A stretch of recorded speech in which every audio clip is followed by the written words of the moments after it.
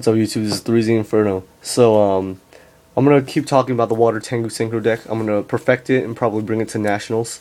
What I want to talk about this week are matchups against different decks. Now, this deck has a pretty good matchup against most decks, but one of the hardest ones I feel like, are Gladiator Beasts. Now, why is Gladiator Beast such a hard matchup for this deck? Gladiator Beasts, if they go first, they can set up with their chariots and all that stuff, and that puts a pretty good lock on the deck, because even if other decks run warnings and stuff, they only have 2, but war chariots recyclable. Also, I don't really have defensive back rows in this deck. The really only defense is Book of Moon and 2 enemy controllers.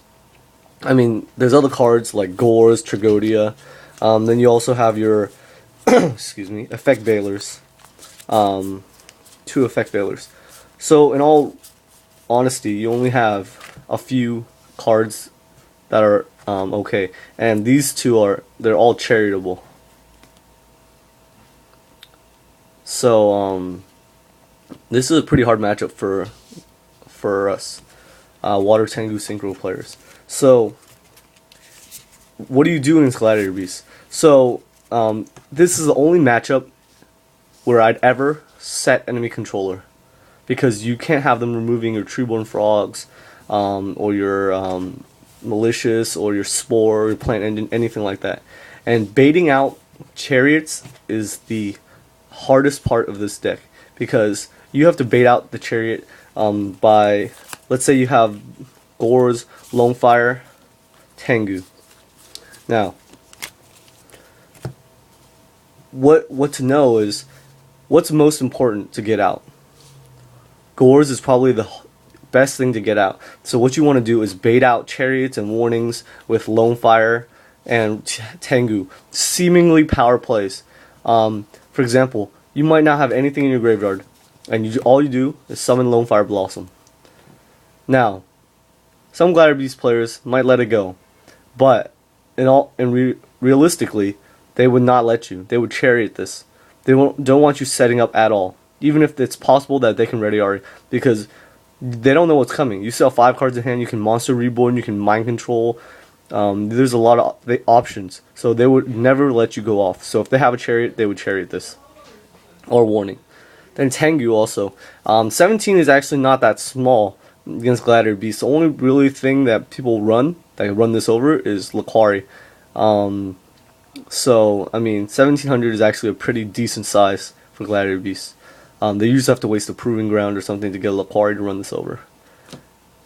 And then if they chariot this, it's not the end of the world. I mean, it's true if they Laquari attack the Tengu and chariot it, then they tag out for a quest and get the chariot.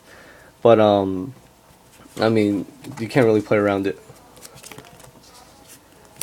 So, what do you do differently against Gladiator Beasts? How do you play the deck differently? So, I'm going to take a test draw, and I'm going to see what we do here.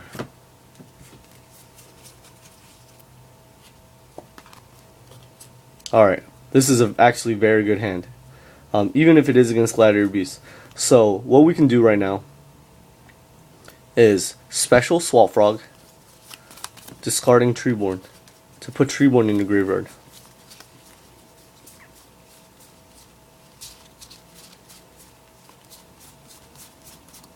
Oh, there it is. Okay, now, that's a good part, because they can't ready already both of the Treeborns. Okay, so that's pretty good. Now, what do you do next against Gladiator Beasts? Okay, you could summon Genex Undyne and pitch your fish. Now, this would be a perfect setup usually for every other deck, because if you summon Genex Undyne right now, it would pitch Fishboard to the graveyard and add controller to your hand. You'd be at a +1, and then you'd be fine. But against Gladiator Beasts, if they run over this Undyne, all they're going to do is remove that Fishboard Blaster. So, if that's the case, a lot of things in that Glad Beast deck are over 1200 attack. So, what's the one way you can actually get past this? If you just summon Tengu. Because what happens here is, if you summon Tengu, first of all, there's only a few ways that they can get around Tengu, Laquaris, and things like that. Also, you can do Genix Undyne next turn to set up. Because watch, even if they run over Tengu with Laquari, and they remove a Treeborn Frog with Radiari, you still have one live Treeborn in your graveyard. So, and let's say you search Tengu, right? So now you draw. And you draw, you summon Treeborn. Is that okay? Nothing. Now you can summon Genix Undyne. Look at this. So now your Fishborn Blaster is actually live. Because they wouldn't have removed it yet, because you didn't put it there to remove. Now this is your hand. Caius, Pot of Avarice, Swap Frog, Glow Bulb, and Genix Controller. Treeborn Frog is removed. This one is here. Okay? Now, you can go Glow Bulb for Fishborn. 2. Formula, draw a card. Which, if they Chariot, okay, that's not a big deal.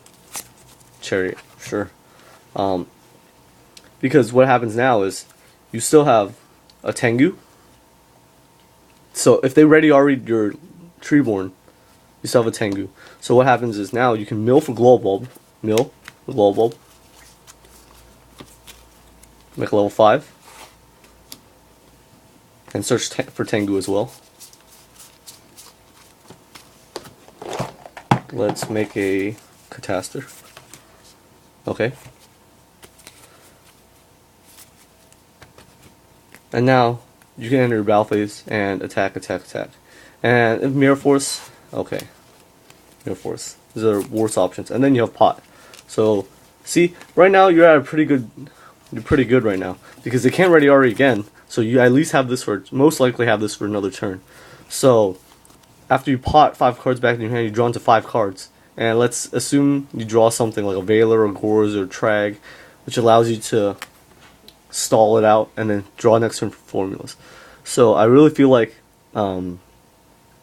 against Gladiator Beast, you have to play really different. You can't just set up first turn like you would right there with Undyne first turn, because they can ready Ari really easily. So that's one of the tips I have for the main deck. Now let's talk about siding. My current side deck right now, what we all know, is 2 Thunder Kings, 2 Cyber Dragons, Puppet Plants. Right now I have a Maxine there instead of a Puppet Plant. DD Crow, Cross Out, Smashing Ground, Malevolent Catastrophe, Fairy Wind, Torrential, and Chimera Tech. So these are the cards I would side into this matchup. 9 cards in the Gladiator Beast matchup. Smashing Ground. It's really important to get over things like a 21 Laquari sometimes, or if I go special Cyber Dragon and smash the Laquari, things like that. Fairy Wind. Now this is a sort of hard choice to make but you're assuming that Gladiator Beasts will side Dimensional Fissures, and I feel like most Gladiator Beasts, if not all of them, have D-Fissure in their side. So if not main decked, so Fairy Wind. Malevolent Catastrophe, again, because they have so many back rows. And this is a really good card to drop. When I was playing one of the Gladiator Beasts, not at the top 32, but while test playing, he had a Laquari and 3 back rows. One's a Chariot, one's a Warning. And I had Malevolent Catastrophe set. And he entered battle phase intact, and a bluest field, bluest back rows, and then I special Gores. And he couldn't get over the 21 token because he had the Murmulum Gores and he had no back rows left. Torrential, again, just a defensive spell and trap that you need to use. Sometimes you just have to use it, even if you have a Treeborn on the field and whatever. Then you have Chimera Tech and 2 Cyber Dragons.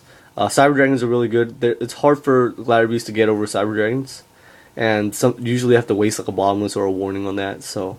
And then Thunder Kings. Big beaters are always really good in the Gladiator Beast matchup.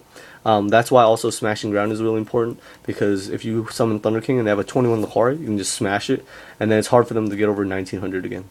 So, yeah, that's it for the Gladiator Beast matchup. Stay tuned. Tomorrow we'll talk about the Fairy matchup. Alright, thanks guys. 3Z Inferno signing out.